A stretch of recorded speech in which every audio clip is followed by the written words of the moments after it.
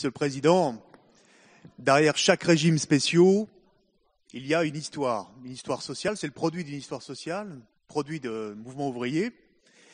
Et les ouvriers d'État, ça compte dans notre pays. Ce sont les héritiers de la manufacture d'armes. À l'époque, fin du 19e siècle, à Saint-Étienne, 10 000 ouvriers, 9 000 machines qui fabriquaient les forts de guerre, les fusils, ce qui a permis à la France aussi de se défendre, mais aussi plus tard le fameux FAMAS, peut-être que certains l'ont manié au service militaire ici sur ces bancs.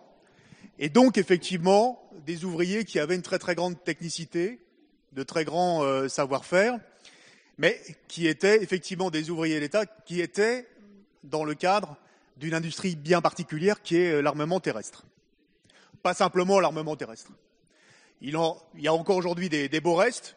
Je pense, puisque GEAT a disparu et que maintenant c'est une entreprise qui s'appelle Nexter, à l'usine de Roanne, qui aujourd'hui reconditionne les véhicules blindés et qui a produit beaucoup de chars Leclerc qui permettent à nos troupes, en particulier et aux militaires français, de pouvoir aussi défendre les valeurs de la France aux quatre coins. S'il vous plaît, chers collègues.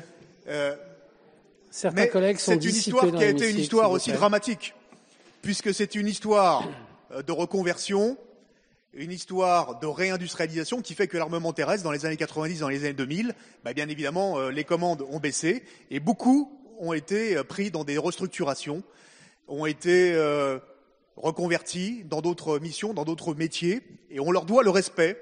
Et je pense que ce soir, effectivement, ce régime spécial, il faut que l'on puisse le saluer et lui dire toute notre reconnaissance aussi au nom de l'histoire de notre pays.